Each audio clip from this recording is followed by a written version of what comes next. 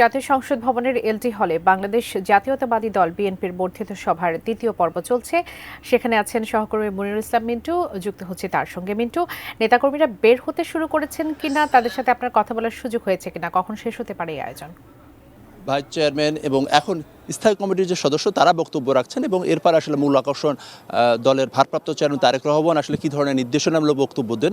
এর আগে তৃণমূলের যারা নেতৃবৃন্দ তারা যে বক্তব্য রেখেছেন সেই বক্তব্যে মূলত দুটি বিষয় সবচেয়ে বেশি জোর দিয়ে উঠে এসেছে। সেটি হচ্ছে যে যাতে এই সরকার এই বছরের মধ্যে নির্বাচন দেয়, সেক্ষেত্রে বিএনপির যে আন্দোলন সংগ্রাম যেটি চলছে সেটিকে যেন বেগবান করা যায়, সেই বিষয়ে কিন্তু স্থায়ী যারা তৃণমূলের নেতৃবৃন্দ সেটি বলেছেন। এবং এর পাশাপাশি যারা গত 17-18 বছর ধরে আন্দোলন সংগ্রামে ছিল তাদের যাতে দল থেকে মূল্যায়ন করা হয় সেই দাবি জানানো হয়েছে।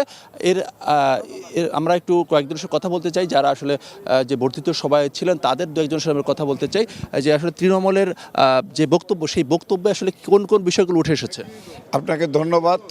তৃণমূলের বক্তারা বক্তব্য দিয়েছেন যে যারা বিগত আন্দোলনে বিভিন্ন ত্যাগ স্বীকার করছে তাদের বিরুদ্ধে অনেক ষড়যন্ত্র হচ্ছে, যে তারেক রহমান যে তাদের দিকে সুদৃষ্টি দেন।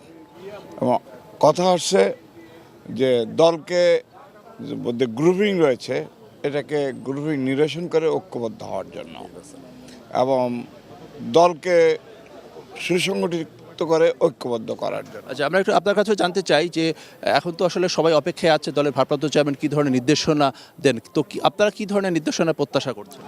আজকের এই বর্ধিত সভা শুরুতেই উনি ওনার স্বাগত বক্তব্যের মধ্য দিয়েই কিছু ইঙ্গিত দিয়ে দিয়েছে। এখন বাকি সম্মানিত নেতৃবৃন্দ বক্তব্যের পরে উনি ফিনিশিং দেবেন। তবে ওনার যে মেসেজ একটাই, যে কোনো মূল্যে দলের ঐক্য ধরে রাখতে হবে।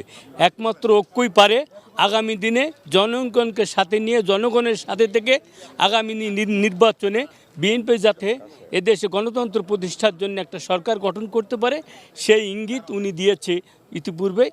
পরবর্তীতে উনার সমাপনী বক্তব্যে উনি দিক নির্দেশনা আরও আমাদের দিবে। আমরা অপেক্ষায় আছি, ওনার দিক নির্দেশনা শুনে আমরা ফিরে। ধন্যবাদ। কালার এক্সপার্ট, জর্জ স্যাপ এবং মাইল্ড অন হ্যান্ডস টেকনোলজি সমৃদ্ধ অরিক্স ক্রিস্টাল ওয়াশ আপনার লন্ড্রি এক্সপার্ট।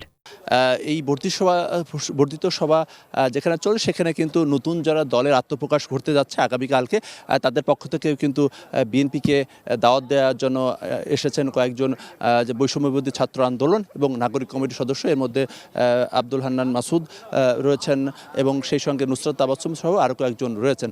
তো এই ছিল বলতে গেলে এখনকার মধ্যে বর্ধিত সভার অবস্থা। আর কিছুক্ষণ পর দলের ভারপ্রাপ্ত চেয়ারম্যান তারেক রহমান তিনি আবার বক্তব্য দিবেন, তবে সেই বক্তব্য আসলে গণমাধ্যমে প্রচারিত হবে না, সেটি আসলে যারা বর্ধিত সভায় অংশ নিচ্ছেন তাদেরকেই নির্দেশনামূলক যে বক্তব্য সেটি দেবেন।